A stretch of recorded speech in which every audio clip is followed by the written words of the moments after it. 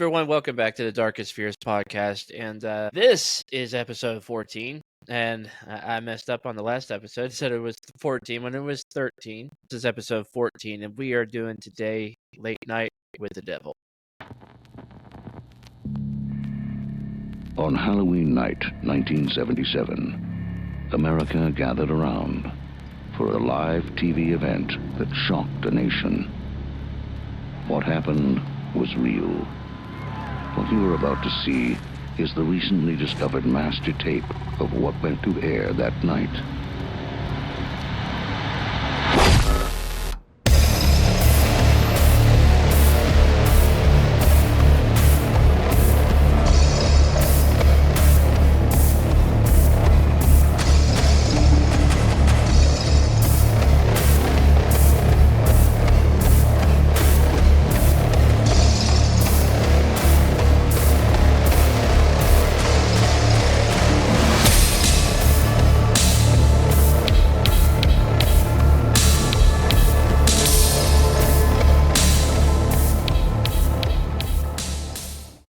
I really like this one. It's funny at some parts. It's just got that 70s throwback kind of feel to it throughout the entire movie, and it's like a great popcorn kind of movie. I really liked it a lot. Yeah, I really like the lead actor a lot. I'm not gonna butcher his last name because I know I will. But yeah, I've liked that dude in everything he's been in. It's really funny to really look through his filmography. Like, he's just been like a side character in so many great fucking movies. And I hope he gets more lead roles after this, because I don't feel this was like something he really shined in, because he just played like a straight-laced, like TV host guy. Well, not super straight-laced, but he just played a TV show anchor, and that wasn't really what I want to see him do. He always does some unhinged side character in movies. So I hope he gets to do a darker role in the future. But yeah, I did not have crazy high hopes, because I don't have crazy high hopes for anything I go into. And that left me pleasantly surprised in this one. I really, really dug this one a shitload. Yeah, he's been in a ton of different movies. He was in The Dark Knight. He was for also 5 seconds. He had like a small role in that, and then he was also in The Last Voyage of the Demeter. Yep. And Which I haven't Prisoners. seen that yet, which I really am kind of interested to check it out. I haven't really. And the funny thing about Prisoners too is, if you watch that movie now, it is a DC Marvel alumni clash. Like, everybody in that movie has been in a fucking comic book movie. It's so weird. But a fucking fantastic movie. His role in Prisoners is so good too. Like, you never get an explanation about the mazes. You never get an explanation about like the fucking piles of snakes in his house. But yeah, this, I will say, I think one of my favorite things was definitely the aesthetic. I think they nailed that. I feel audibly they could have went harder into the 70s feel, but visually it definitely looked great the whole time. Yeah, it was directed by Cameron Kins. I think that's how I say his last name. He's done some more lower budget movies, I think. Mm-hmm. None that are really super popular. He did one that was called The Mule, and then also one that was called 100 Bloody Acres, which based on that title, I don't know if I want to see it or not. Yeah, that's a lot.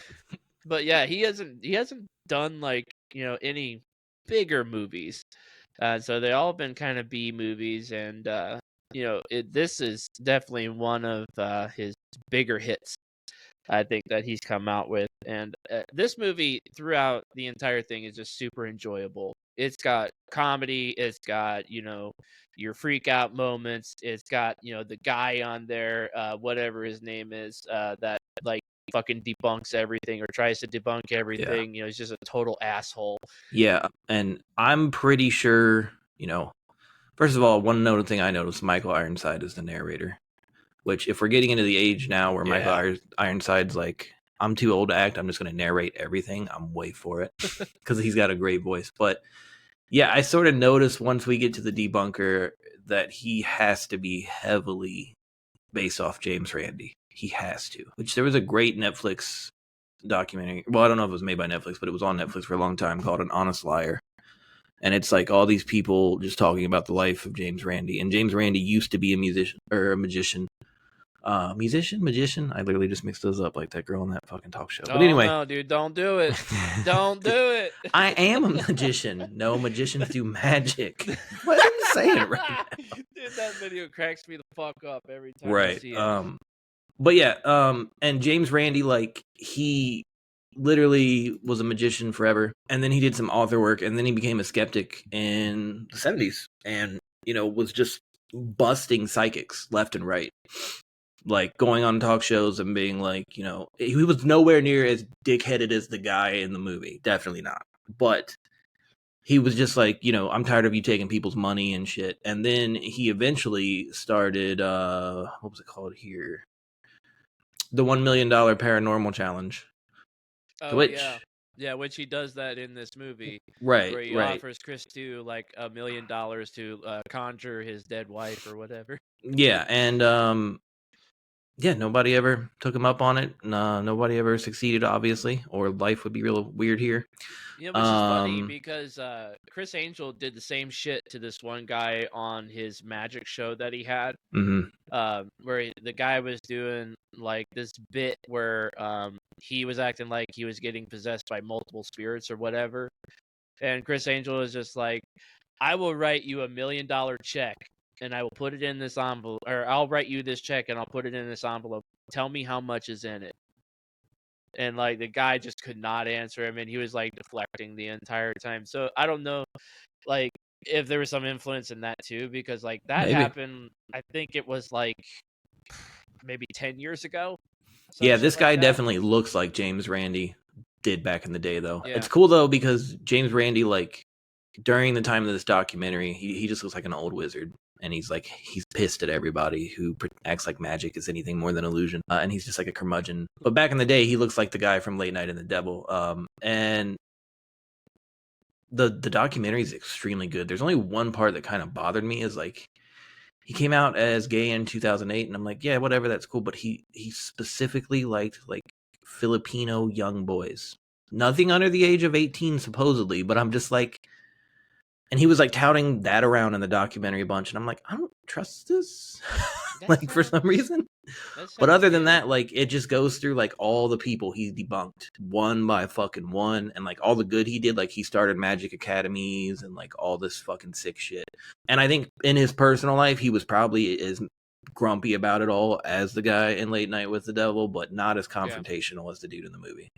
Yeah, because the guy in the movie, like he's just like, always has something to say, always throws it back in people's faces, and like, you know, I mean the Chris Dew bit, you know, which is like the first guest on the show or whatever, you know, is pretty, you know, standard bullshit psychic. It's funny as hell though. It's funny as fuck. Like the way that he just presents his act is just over the top. And it's so, and then like there's like a moment in it where like some shit like actually happens to him. They have to like cut to a commercial break or whatever. But yeah, that guy kind of deserved it. But you know, then you get into the actual session with Dr. Whatever her name is. I think her name is June in the movie or something like that. And they sit down with the girl and they have the conversation with the actual demon. And I think they pulled it off pretty well. I liked it really. I mean, you know, of course you could tell, you know, that this is, you know, just a movie, and you know, it's not like gonna have like any real like documentary style kind of shit happening. But right. I enjoyed it. I did not have any quarrels with it whatsoever. You know, the girl who played the demon Abraxas or whatever, she did a really good job in the movie. And her makeup in the movie when she's in that possession scene is super fucking cool. Yeah, I will say at the start of her part, I kind of just like the first time I watched, I kind of started to lose interest. Not entirely, but because like I guess as the movie went on, I could tell like, you know, this usually like popcorn flicks are not my thing. Like I'm normally, you know, I'm the atmosphere dude and the dude that like once a movie I can watch 65 times and still find new secret mysteries. But this is like what you see is what you get. Yeah. And I was enjoying it up to that point, and then when they started to like get into that, I was kind of like, okay, like because I really also don't like exorcism movies either. So I was like, ugh, goddamn. So once they started to get in that, I started to lose interest, and then like the best part is because like I started to lose interest when that gore popped off. I was just like, what the fuck? Like, Yeah. it When was so good the first time because I was when the like, magician maybe dude I'll finish this tomorrow, and then I was just like, whoa, whoa. Yeah, um, when the magician guy hypnotizes the fucking band leader dude. Yeah, Yeah. and that part was fucking sick as fuck. Like I will say like one other slight thing is just like the consistency in the effects. Like the band leader part was really fucking visceral and nice looking. Yeah. And Yeah, so was what like happened to the in skeptic. the contrast of like the blood and gore with the Technicolor is just like Yeah. it's so retro and it feels so cool. You know, it definitely like harkens back to that 70s feel. And And the filter I'm that's on it the whole time, the grainy yeah, filter is really exactly. Yeah, nice. the And I grainy really like all the filter. behind the scene conversations too, like in between the bits, Oh like yeah, during the with the commercial producer breaks. guy. Yeah. Yeah. It's you know, you could definitely like you get the feeling like oh like this shit is not going the way that it's supposed to be going, and like there's some shit that's actually going down, and especially when like they find out that the Chris Dew guy fucking ended up dying or whatever. Hmm. It's just like it's like a whole it's a total shit show, but you Yeah. know And it they're hits just real like fast and out of yeah, nowhere. and they're like egging it on and egging it on because they want the ratings and they want to bump the show back up, and you know it's just the Well, I whole mean, you got like a live concept. audience. Yeah, and the whole concept is just like super ridiculous, but it's fun. Yeah, and Um, the ending like has some really nice flourishes to it. Like the exposition yeah, dump at the end when she says she's Abraxas and all that. Right before doing what she does to the skeptic, like it's just so good. Like I'm gonna talk such shit about your pathetic race and then blow your mind literally, and it's gonna be amazing. And yeah, like that ending was definitely great and tied it all together. And it's cool because like that ending could leave you with 1,000 questions in that exposition dump, but then the credits just start rolling. And it's just kind of like, oh shit, that's it. I guess that's all we're getting. yeah, But no, it's great. Like I definitely feel like I could watch it, a few times a year and not be bothered. Or like if I ever saw it on TV, be like, oh cool, let's just sit down and watch this. Like very, very yeah. good quality film all the way through without anything that bothers me, which is crazy because there's a And lot of movies that bothers the shit out of what's me. really great about this movie is that you know it has scenes of the blood and gore, but it's also like super accessible Yeah. for like other people that are not used to that. Yeah, You and know, without being a thriller and without being like this is the scariest movie ever, or there's going to be jump scares, or there's going to be like a creepy atmosphere the whole time. Like it literally looks and feels like a talk show the whole fucking time. right? Like you know, you feel like you're just like on a comedy late night show the entire time, and you know the way that they introduce the show, you know, as a Halloween themed show for the night or whatever. You know, you just think like nothing horrible is gonna happen. You know, Yeah. and then just shit just keeps getting worse and worse. Now that I And think about it, it kind of feels like back in the day when like Roseanne and like Martin used to do Halloween episodes. yeah, You know, yeah, and it was always like you would be real young and you would zone out and be like, I'm just watching a standard episode of Roseanne, and then like something creepy would pop off, and then you're just like, shit. Oh yeah, it's a Halloween episode. Like you would just forget because wouldn't do them like every year, every single Halloween, because there were so many seasons and shit.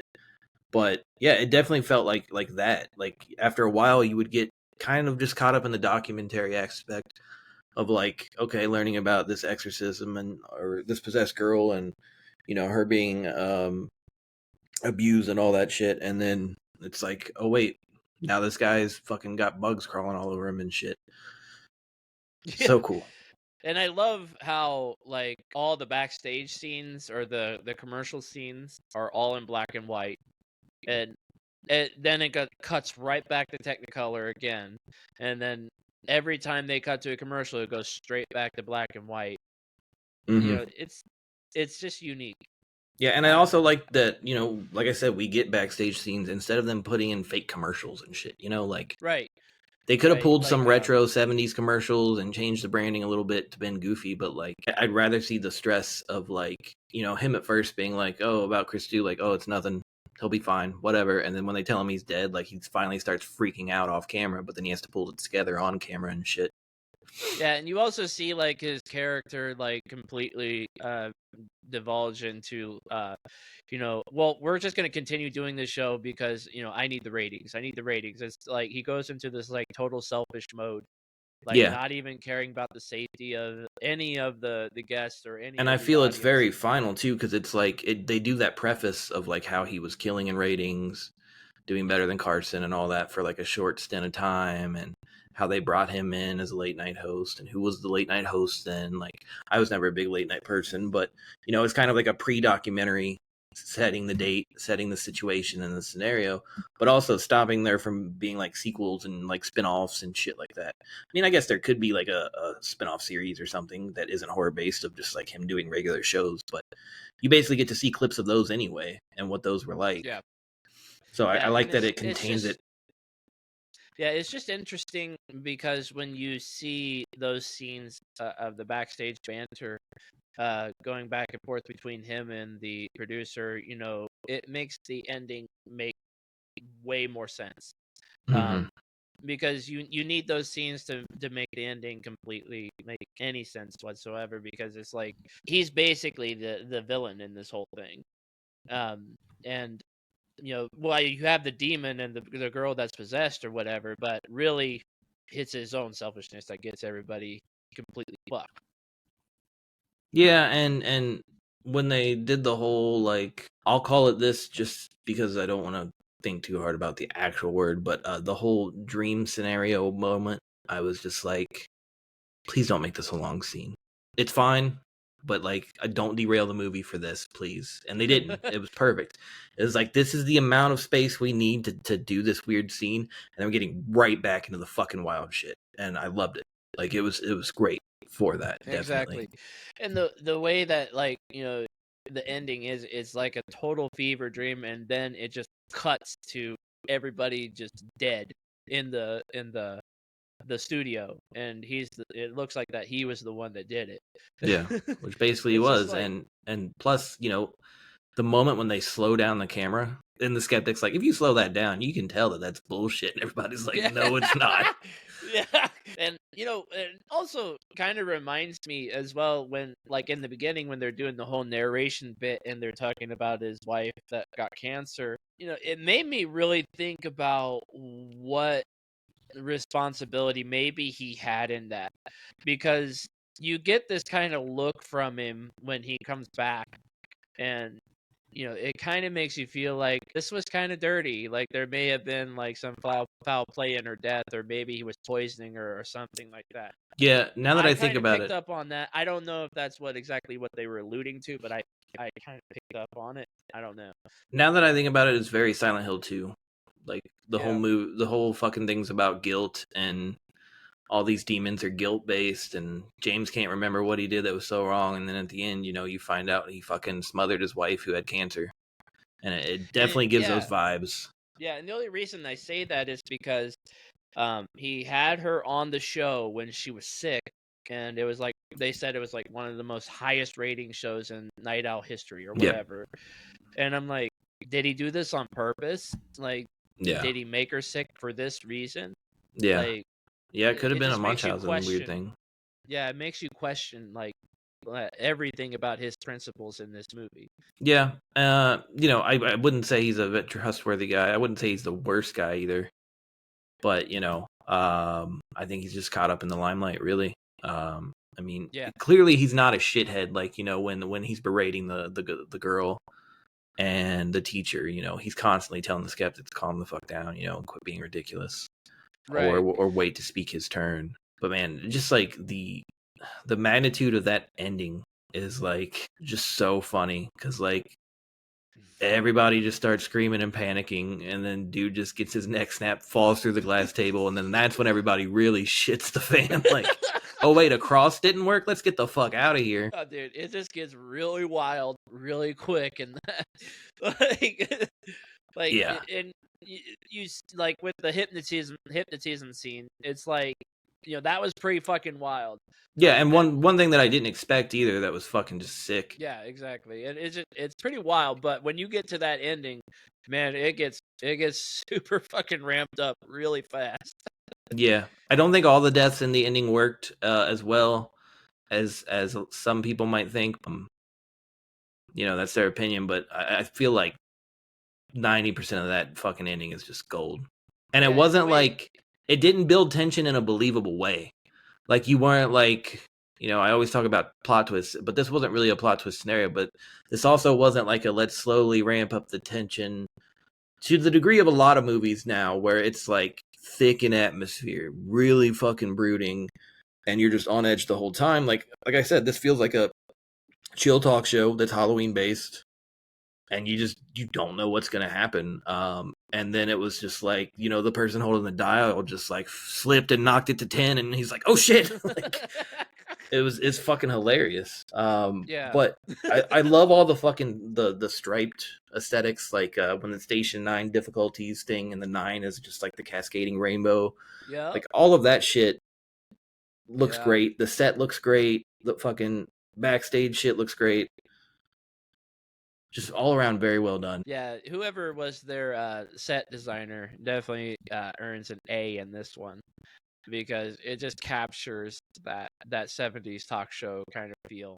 Yeah, and that dream sequence too was very nice because I zone out on the whole wife thing because to me that's secondary to the possession deal, but like it's cool because it shows he's guilty. He he never stopped this from going on. He might not have orchestrated it all, but he could have not went through with this. And then it just turns into like a weird cult like ritual and makes it about Abraxas to kind of show you like, it's Abraxas doing it to him and showing him something rather than killing him. Yeah.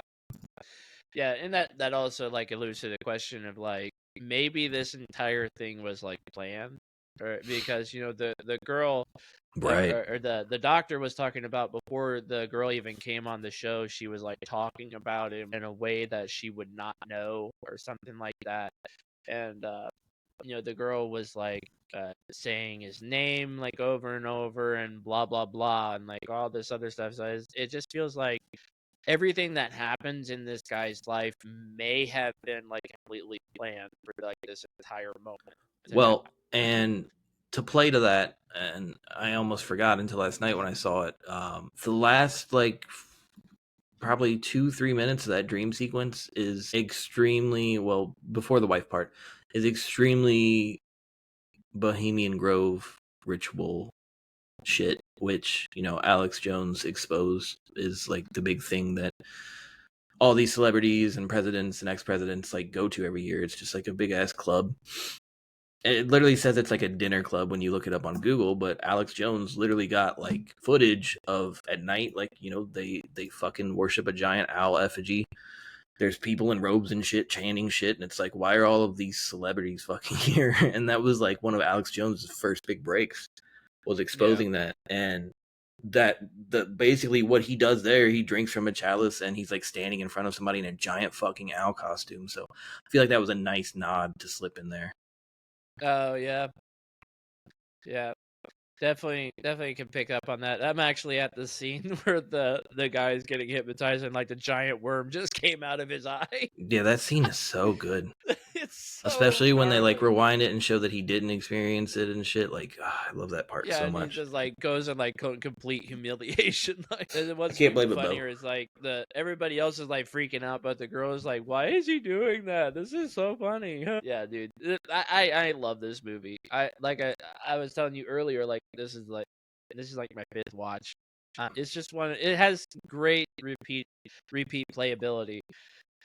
Yeah, this is definitely like a good one. Like for Halloween night, you just put on the TV and just either sit down with like a family and watch it, or like just have it in the background, something. Yeah, I feel that, like it would honestly like be fine to show to like my parents or like just casual non-horror friends, because like it's a little creepy, it's a little gory, but it's nothing over the top and gratuitous, I would say. It's mostly just fun. Or we're Like, just very desensitized. I don't know. I don't know, maybe, but yeah, I just think it's just mostly just fun. Like, it's one of those movies that could like slide into like a yearly watch for like Halloween. I Yeah. think, like, Uh, you got movies like Trick or Treat, or you got movies like fucking what are like Ernest Scared Stupid. Like, I watch that movie every year for Halloween. It's just one of my favorites. yeah, it's It usually that with me, or just like it's kind of like when Friday the 13th comes around, and you know that USA was always playing a random Friday the 13th, so you could just at Right. any hour turn it on channel 38 and be like, I don't remember which one this is, but this part's sweet. Yeah. Like, and every time like a streaming service like has like either the Friday the 13th movies, like all of them, like just readily available, I'll usually just watch all of them I've never during done that, that man. time. That's some time. Because Yeah, I I'll don't know, watch I all of can't them. I can't like put it on while I'm working, and I wouldn't consider that watching, or like put it on while I'm playing a video game. It's like I would want to sit there and watch each and every one of them. So I don't, Yeah. because I haven't Same in a thing with long. same thing with Nightmare on Elm Street. Like, those are my favorites. Those Yeah, are just such great movies. and that's what I used Um, to do, like around Halloween, like grab two of these, two of those, two of these. The yep. one I wanted isn't in. I'll grab the one that came before or after it. Like, and it would just stay Yeah. up all night, watching that shit. Especially once I got, over trick or treating. My mom would always Yeah, be other like, ones "You want to help me also hand were out like candy?" And I'm like, "Nah, I want to watch scary movies." yeah, other ones are like Puppet Master too. Like, I Yeah, loved Puppet Master. Like, those were always ones that I would grab from the dollar bin at the dude. movie stores. When I got older and people were like, talking shit about Full Moon Productions and like, how Puppet Master is a dumpy movie, it didn't make sense to me because I watched all those movies when I was like 8, and like Yeah, I was like, those and I movies are watched fucking dope. Like, what are you yeah, I talking about? watched all of them. Like, Yeah. even when they got like, crazy in like 5 and 6 and shit. Like, with the alien dolls and shit. Mm. I love fucking, demonic toys, demonic toys versus Doll Man and like Yeah, all that's that how I fun saw shit. like most of the weird shit too, like the dentist. That's my aunt's Yeah, fucking the dentist. Oh, issue. dude, Like, I yeah. that movie bothers the fuck out of me, Yeah, dude. Like, and I can't do anything with teeth. Like, like oh. Pet Cemetery, anything Stephen King based, I saw because Yeah. of my aunt, and like she just always had them laying around the house. So like she'd be like, I gotta clean, sweetie. Like I'm gonna put you in front of the TV. You want to watch a movie? And I'd be like, yeah. And she'd be like, oh, you gotta watch this one. It's scary. And just put it in. Not even tell me what it is. No preface. No, like, are there boobs in this movie? I gotta go clean. Don't give a fuck. Like, so she would like check on me an hour later, and sometimes I would just be like, or I would just leave the living room and be like, can I help you clean? And she would be like, what? You're a Oh, child. dude. And I'm like, yeah, let me help you clean. I remember specifically, it was last year when I was on my movie binge for Halloween, and I was watching Mosquito, and I posted it on Facebook. Dude, And Mosquito. Yes. yeah, and my friend Tyler Gomez, who I've been friends with like since like fucking elementary school, he hit me up and he was like, "Dude, I haven't seen this movie in ages." Yeah. He's like, "Actually, I was telling my kid about it because he has like a teenager now." And he was like, I was telling my kid about it. Like, he's like, you guys see this movie, and they were watching it or whatever. And he's like, oh, I totally forgot about the boob part. Yeah, the boob part. So we had to fast forward that, or for the kids, or whatever. That's always great too. It's like, because I'm way over like sex scenes in movies, man. It doesn't matter what movie it is. I'm just like, why is this here? Like, yeah. Unless it's something like just, Antichrist, where it's like, oh, that's why that's there. Like, yeah, and they were just riddled in the 80s, man. Like, yeah, but constant. But if it wasn't like riddled with like random tit shots, it was like it had the boob scene. So your parents would always be like, all right, gotta fast forward 40 minutes. I gotta come in and cover Michael's eyes for 30 seconds. Because that's what we would do. Like, my mom would get a scary movie. My dad doesn't give a fuck about him. He'd just fall asleep. But he'd fall asleep with the remote. Yeah. And then my mom would be like, Paul. And she's like, Paul. And he's like, what the fuck do you want? And she's just like, the TV. And then he was just like, God damn it, you always rent these movies with titties in them. And like, it's just the funniest shit when I was little. Yeah, I was thinking the other day too. Another one I saw when I got Mosquito was Two Evil Eyes. With oh yeah. fucking what was it? Isn't that an Argento written movie? I believe I think it's so Romero too. and Argento. Yeah. Yeah, I was thinking about that one a bunch because I rented that with Mosquito. I fell asleep through that fucker, but man, Mosquito was so good. Just Yeah, because mosquitoes look Mosquito. so fucking gnarly. I don't want to think about Yeah, giant they're fucking just like mosquitoes, dude. absolutely ridiculously giant, and the dragging like legs that Yeah. look like fucking like giant pipe cleaners is And it's funny because when you're little, like, that doesn't click. no, no, you're like holy fuck. Like, when that thing hit his windshield when I was little and they walked back to look at the body, I was like, that is insane. That's so nasty and sick looking. And then I saw it when I was like 18 again on Sci-Fi, and I was like, what the fuck, dude? And it's goofy. Yeah. Like the But it actors had in the the shitty movie is just sci-fi green completely screen, goofy. like whenever you would watch a sci-fi movie and like green screen is supposed to blend in with real life, and this was like you were standing 80 feet in front of what it was showing you, like so bad, Yeah, man. dude. Yeah, and they also had the other movie Skeeter. Yep, Um, yeah, I remember which Skeeter. everybody thinks is the same movie, but no, it's not the same movie. No, It's fucking Ticks, dude. I fucking love Ticks. Fucking yeah, Seth Green, Tix was dude. good. Idle Hands was fucking great. That I actually saw that from my aunt, and I was like, huge titty scene in this whole movie, like when she's in the kiss makeup in the car. Like none of that movie was appropriate for me at that age, honestly. At Like all. that movie's pretty Yeah, fucked.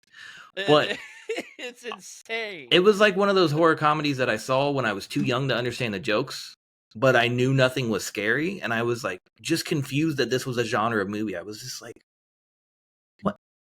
This isn't scary at all. And all the jokes are like sex jokes, and I'm like, what are they even talking about? I don't even want to finish this. And then it just instantly became one of my favorite movies by the time I was done. And then Yeah, and Devin Sawa fucking kills it in that movie. yeah, he really does. He's so fucking funny in that movie. And it's so funny that like I saw a Toxic Avenger like when I was like 7 or 8. Like I know I saw Toxic Crusaders. I know I rented the video game when Meyer used to rent video games. I rented the video game, but like I saw a Toxic Avenger movie before that because I always growing up knew who Toxie was. But I never like put it together. And then I like re-rented like all the movies in high school, and I was like, dude, when did I fucking see this? Like this is fucking crazy. Like I think it was like 3 and 4 I had rented. And 3, I think it's 3 that has the big fast food fight scene where he's like deep frying people's heads and shit. And I was like, when did I see this? Like my brain did not remember any of those deaths at all. And I was like, this is like the first time I ever saw it, and it's great. Yeah, and there's the guy who directed The Void, who also did Psycho Gorman, which I would just wish he did more movies like that, because that movie was hysterical, and it was like watching a Power Rangers movie on crack. Yeah. There were a few movies that came out around then, though. I can't remember any offhand, but they were like 80s homages. Like there was the one that was kind of like Karate Kid, but there were like dinosaurs and shit in it. Yeah. Like there were a lot of good throwback movies around when that movie came out. But yeah, that movie definitely ruled. Yeah, Psycho Gorman was ridiculous. And I didn't even like looking back, like I didn't fucking watch the Leprechaun movies when they got goofy. Like I stopped when they did the last horror one, so like I never saw Leprechaun Goes to the Hood or Space until I was much older. Yeah, I think like the ones that So I was legit just terrified of fucking leprechauns for like 5 years. I was like, dude, these are fucking horrendous. I think like where I stop at with the Leprechaun movies is 3, where he goes to Vegas. Yeah, like that's the last one I saw when I was young. Yeah. And then Sean was always like, did you ever see Leprechaun Goes to the Hood? And I was like, no. And I was like, oh, he was like, oh, it's funny. Like, it's Leprechaun smoking weed and shit. And I was like, that sounds like a parody movie that has nothing to do with what I saw. And then when I finally got my hands on it, I was like, this is a real movie. Holy shit. Like, sanctioned, same character, same act. Holy shit. Or the fucking Snoop Dogg horror movie Bones. Bones was actually sweet, though. Bones was sweet. Yeah, that movie's good. But that's what this movie kind of just like brings up for me. It's like total nostalgia. Yeah. Like it makes you reminds you of like all those movies that you would watch as a kid, and it just has that replayability like all those movies that you remember watching as a kid. And I think that's what makes this movie great, because it combines the comedy, the freakiness, the surrealism, it's all insane, and then the ending. It's paced very well too.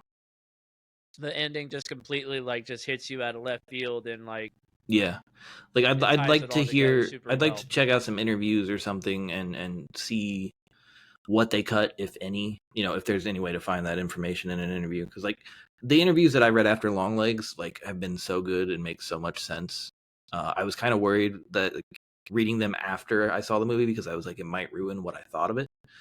Because if I go to read how Nicolas Cage came up with the character and it's something completely lame, I'm gonna be so bummed out. And then I watched that interview I sent you, and I was like, damn. That interview was really interesting. Yeah, really fucking good. And especially because he knew the exact era Perkins was going for in horror, everything right off the rip. I didn't know he was such a film buff when he puts out such poopy movies sometimes, dude. It's come on, dude. The one thing I will give Cage is that he loves his work. Yeah. Even if it's bad. Yeah. And and he has an affinity for all things film. Yeah, I would totally hang out with the guy. Don't get me wrong, but some movies I cannot watch his, and shit. There's probably some of his he can't watch, even though he loves what he did in them. Like the movie that they just came out with Pedro Pascal, just being obsessed with him. I'm I don't want to watch that movie at all, because I know I know 40 people who are obsessed with him. Yeah, no, but it was interesting to watch that interview, because when he was talking about how he honed in the character and completely just thought about his mom. Yeah, I was like, man. What kind of fucked childhood did you have? It had to have been really kind of hard for him to kind of conjure that, because the character in itself is absolutely just uneasy to watch. I have seen. I made a point to look up it's all right, it's been long enough. Where are the transphobic or anti-gay trope articles? Where they're just doing gay tropes, or they're doing cross-dressing trope shit. And they really aren't any articles. There's articles questioning it, but there's not really people of the gay community being this is obviously them just making fun of cross-dressers and stuff. No one even says that. No. The closest they get is and I think it saved their asses, is the glam rock angle. Right. I think had they not mentioned that, people would be up in arms. But it feels like it gives it a pass, and I don't care either way what you feel about the movie. I still think it's a fucking great movie. But it was really interesting that I didn't find any articles shit talking it in that way, or worried about it in that way. Or same with the autism. The autism thing. Everybody's this is awesome. This is sweet. There was somebody bitching I'm tired of people doing the autism as a superpower trope. And I was I get that, because there's high and low functioning autism, and there's savant autism, and, just crippling autism.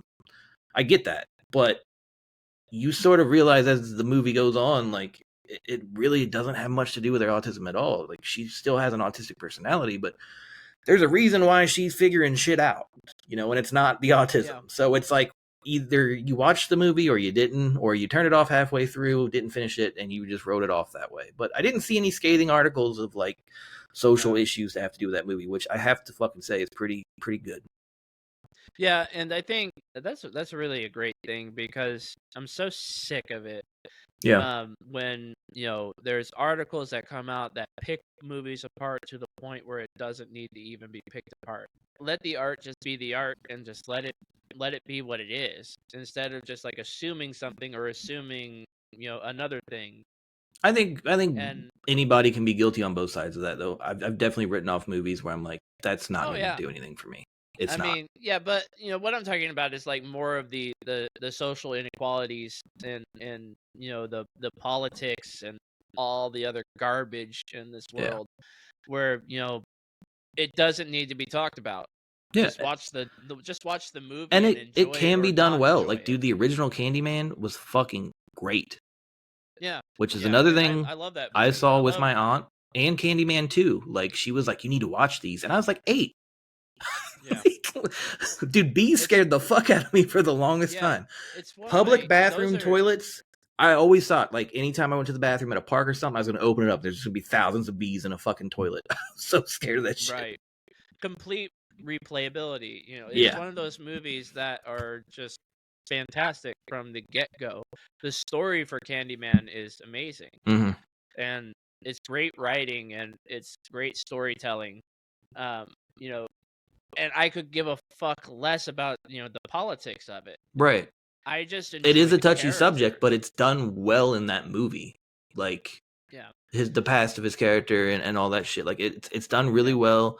It's done tactfully, and like a lot of people just have that mind to know when it's like a corporation needing money, or it's somebody writing something that they truly feel, not trying to fill a hole in the market. Like they're not sitting there at night brainstorming like there has never been a lesbian unicorn couple gay erotica slasher that's anime, let's do it. Like it's not shit like that, like it's somebody wanting to tell a certain tale from a certain angle. And I mean, no, yeah, and there's been movies I've there, pegged as wrong too, but I'm glad that it seems like, to me at least, a lot of that shit. I mean, I don't think we're ever going to get out of the remake era in horror movies. I don't know why it's so. it's a cash cow. Yeah, It's but I gonna feel be like something. that shit would work better with like older adventure movies or like action movies. Think of all the action, like B action movies that were great. That would probably like benefit greatly now from like practical effects, billions of dollars on a fucking HD. Like, no, you probably won't Yeah, get Arnold to do Commando again, but no. if you redid Cobra, like it might be great. I don't know, but it's for some reason they're just like, no, we got to do it with a horror movie. What did the horror movie do wrong the first time that you think you can do better? Is my thing. Because there's only been a few that I would find better, and that's preference. Like, Right. that's not me Right. saying like this is objectively a better version of that movie. It's just a preference thing. And sometimes I'll be in the mood for the old one, sometimes I'll be in the mood for the new one. But I get upset when it's just like another fucking horror remake. Like I would rather We're add a whole getting new 8. installment. Like Yeah. Yeah. Exactly. It's like another yeah. Final Destination is coming, and everybody's like, I know that that's the popcorn flick. I know that you're just like random deaths, cool. But I wouldn't mind watching it randomly, but it's like, do we need another one? No. But at least they're not like, we're rebooting Final Destination. We're gonna remake the first one. We're gonna show the exactly. log accident again in better CGI. Like, I don't. It just upsets me that it's Just wait. always a It will fucking probably happen. yeah, but it's always a horror movie, man, and that's Yeah. what It, really it is. annoys me. It is. Yeah, and it's one of those things that's just been happening for years and years and years, and I don't think they'll ever stop because they think that they can cash in on it as much as they can. Like with the remake of Child's Play. I didn't even bother. Was Brad in that? No, it was Oh, Mark Hamill. that's why I didn't bother. That's why I didn't Yeah, it bother. was Mark Mark Hamill Hamill. gets on my fucking nerves, dude. Was it all about how Yeah, Trump's and evil or something? Because it probably was. no, If Mark Hamill's doing the no, voice. no. It was Megan before Megan happened, basically, and Oh, it was okay. just it's just like AI gone out of control and blah blah blah. It's ridiculous, and I've seen people like on Facebook talking about how much they loved it and It's like like people don't get how that much it was movie great. was about chemistry. That movie was about Andy growing up and the people who played Andy, and then Chucky's chemistry with Andy. Like that's what made that movie fucking work. Yeah, instead they turned the doll into a robot, learning things from him and basically getting too big for his britches, and that's it. And and Mark Hamill's voice for the doll was just atrocious. That's sad I'm sorry, because voice it's work is really his atrocious. best work. It sounds like a fucking pedophile trying to coo a child. I'm sorry. Andy, I got some popsicles in my cellar. Like, hey, Andy, I'm your Yeah. best friend. Yeah, that's Mark Hamill for Like, sure. it's so stupid, man. Like, the guy is so iconic for voice acting, and he couldn't come up with a better voice for that. Well, and that was the big thing about like every time the Joker, everybody wants Mark Hamill. Now, James, who did Batman, was always like, I'm game. Like, even though he just died from cancer, his final performance is in Rocksteady's newest shitty ass fucking Kill the Justice League game. And the only scene that dude voices Batman in is the scene where they fucking murder him in the beginning of the game. And it's like his final scene before he dies of cancer is him getting murdered. Like, it's so fucked.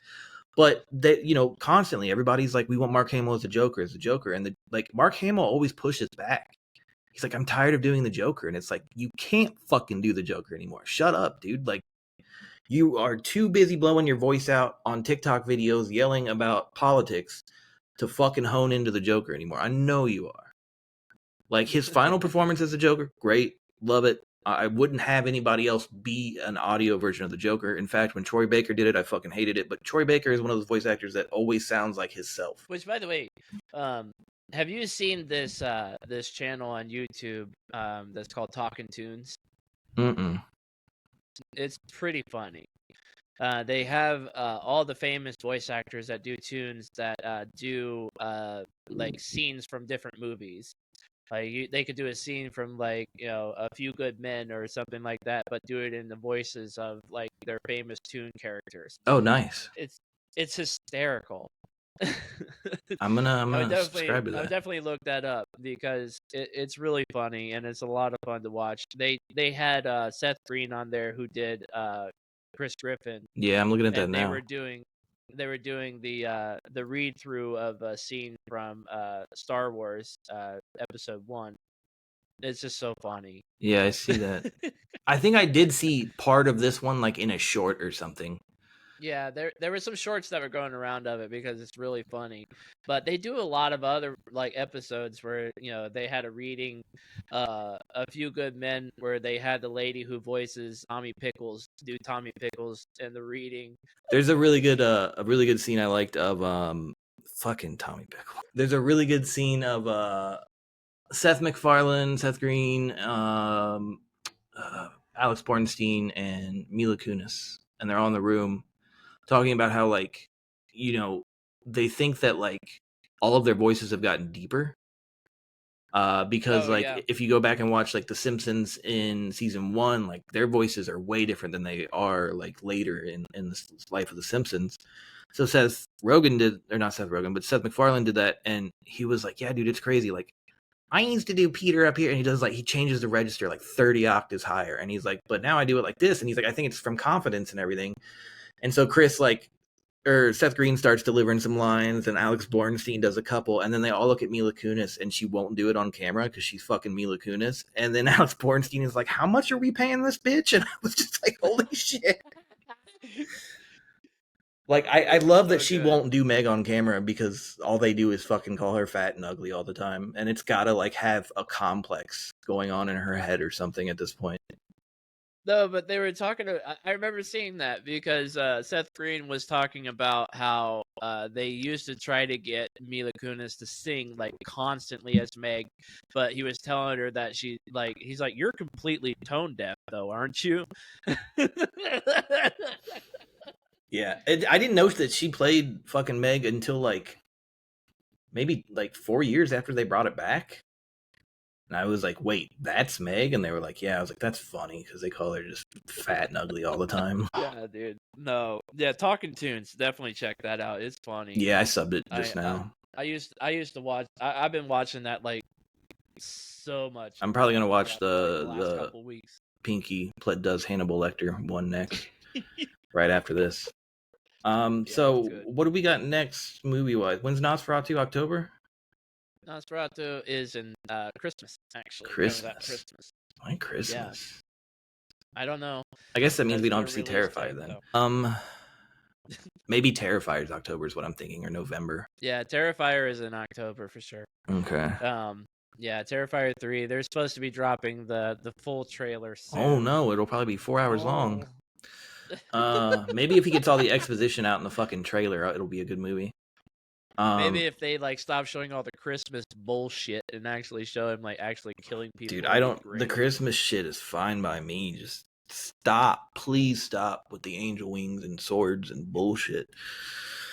Like I was thinking the other night, like if they do like a mall Santa part where he just like has a line of kids sitting on his lap and just starts killing them, like that might be sick. Just people running through a mall screaming.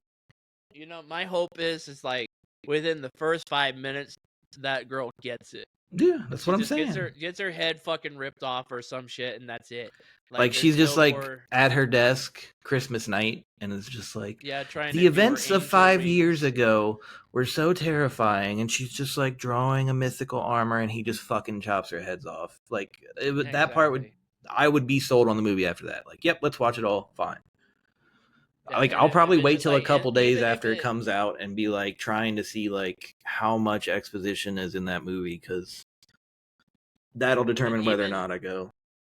even if they just kill her, I would be satisfied. And it's like the brother like trying to run from him the entire time. Whatever. I don't give a fuck. Yeah. Just end it. I don't want the final girl syndrome in this series whatsoever. Just end it. Yeah, like I don't feel that series especially there should be anyone final. I think art should come out on. Exactly. Everybody should fucking die. Yeah, and I in don't these I don't feel movies. anybody should be able to defeat art. just Exactly. that's simple. But you don't have to make 4, 5, 6, 7 movies out of it. You know, to me the second one doesn't even exist. It's just not there. That was a different movie that somebody like put art in. Yeah. Because there were just so It many just- like 45-minute scenes without art of just like the Yeah. family talking and shit, and I'm like, cool, thanks. Too much story building, and too much just. It's just a victim of like garbage. I remember we heard the runtime, we were like, oh shit, that's gonna be 3.5 hours of killing. Nope. The fuck you think this is? A good production? I will say though, as far as shit that I've watched, just been watching documentaries kind of, but Devil's Bath I would urge you to check out. It starts slow. Yeah, I need to get on that. Yeah. It starts slow, but the ending pop is really nice, like this one. Watched the opening scene and it got me. Yeah. Sure. The opening scene is pretty wild, but like I was telling my friend the other day, because it's Austrian and her heritage is Austrian and she is a German immersion teacher, but I was telling her like she doesn't like horror movies, but I sent her like the Wikipedia page about the history of it and how it's like based on true events, and she was just like, why are you so into European films? And I was like, well, because American horror films are just fucking remakes. We occasionally get really good ones. Other than that, I've already scoured like all the really dope Asian horror movies. I just spent like 5 years doing that in high school. And I'm sure there's great Korean movies coming or great Korean movies that I haven't seen. But Korean sometimes gets a little too atmospheric, and it's just like it's too high production, glitzy, soap opera-y. But that doesn't mean they suck. I mean, like even like the Revenge trilogy is very high production, very pretty actresses. Yeah. Whereas Takashi Mike is just like, hey, you female bum on the street, come get in my movie. I'll give you $5 and we're gonna murder you. Yeah. It's really funny to like put those movies side by side. Like Old Boy, every woman looks like a fucking model, and then you've got a Takashi Mike movie, and they all just look like complete depraved poor people, and it's just like, holy shit, dude. Like you just grabbed people off the road or something, and I really like that. It's like two sides of the horror universe in Asia. But I was like, I've been through a lot of that, and I was like, I don't like French. Spain sometimes has some bangers, but like England sometimes has some really good bangers. But Germany is like a sweet spot. Germany and Austria, it's like you can get your crazy like gore porn from there, and you can get like necromantic from there, and then you can get like really artsy movies from there. And there's good French movies. I'm not trying to be a dick, but I can't stand the language. I think a great French movie was Them. I saw Them a long time ago, but with The Strangers and every other thing that copied off Them, it's kind of just like stuck it further back in my memory. But Martyrs, High Tension. I didn't like High Tension, but I get why people might. One I did really like though was with Vincent Cassel, Shaitan, Sheitan. It's kind of like a French Texas Chainsaw Massacre. Yeah, that movie was fucking cool. But I like Vincent Cassel a lot. But I mean, like, dude, Irreversible, like all the Gaspar Noé shit. Even if I hate French and how it sounds as a language, they put out bangers. But anything Eastern European, dude, is like terrifying, and Austria is pretty damn close to that. So like Devil's Bath, like it just made me uneasy. Like you're just showing me cabins and shit in the 14th century, and I'm like, I don't like it. I don't like it. She's just walking through the woods in a potato sack, and I'm like, this is creepy. And anytime I see like a Russian horror movie or something like that, dude, it's just like creepy as fuck, or like Slovakian shit. I mean, just found footage, shitty Russian horror movies. Even if they are not good at all, I'm just like, I don't like being here in this atmosphere right now. Like, if they did some weird Hills Have Eyes shit that like took place like in fucking Yugoslavia or something, I would probably be like crawling in my skin, and these wounds would not heal. Yeah, there was one French movie that was on Shudder forever that was kind of found footage that I really enjoyed. Can't remember the name of it though. I can't find it. But there was also another one that's on there called Sea Fever, which is really good. If you have not checked that out, I have not. I'll probably check that out tonight. It's kind of like on the Atlantic Ocean kind of cosmic horror kind of deal. Cool. Really cool movie. But yeah, what was it that you wanted to do next? I'll leave it up to you this time. Well, if you want to start True Detective, we can start that. If you want to do some Lynch, there is more Lynch than Twin Peaks on HBO right now. I don't know what's on. I think we'll go with True Detective season 1. Right. And I think we should wanted to get into that. I think we should ruminate on Lynch. Maybe pick like 2 or 3 of his to do in one episode. Yeah. Given the emphysema diagnosis and him being like, fuck emphysema, I don't give a fuck. Exactly. It's pretty great. I've been wanting to delve into his world again, and just really get a better understanding after watching that documentary. Well, I know you like Elephant Man, and I know Inland Empire was hard, so work backwards. I think the Elephant Man was like one of my favorite books of all time. Yeah, so we'll skip Inland Empire for the sake of brevity, so we don't have a 6-hour podcast trying to understand that. And then I'll just send you a list of like a few I would like to dig into going backwards. All right. Because he gets more complicated as he goes. So we'll put a hard stop on Inland Empire. We'll put a hard stop on like Eraserhead, and just keep those separate, and we'll just dig into the middle. And then next time I see you, I'll give you Twin Peaks, and you can take however long you need to watch that, and we'll do like a big ass episode on Twin Peaks. Yeah, sounds good. Those are the only plans I got. Right. So if you just want to work through True Detective like an episode a night, I'll do the same shit. And we could do this in like a week from now or a week and a half. I think there's 8 episodes in each season. So yeah, we'll just do the first season. So 8 or 9 days from now. But yeah, Late Night at the Devil. I say I would give this movie 3.5 to 4 big popcorn bowls. That's a lot of popcorn. I'll throw up. I would say a good 4 out of 5 very tight puckered buttholes. 1 is loose on the side. That's just because 4 sounds good. All right. Well, with that being said, this is Darkest Fears Podcast, and thanks for watching again. Hit a like and subscribe. And comment that bitch. Video. God damn it. Yeah, leave us some comments. I know some. Share it to your grandma. Don't tell her shit. Tell her, Grandma, watch this, and tell these people how you feel. If you don't like what we're saying, leave it in the comment section. Whatever, we'll rip you a new one. Doesn't matter. But yeah, definitely hit the bell so that way you can catch more of our videos, and stay tuned. We'll be doing True Detective next.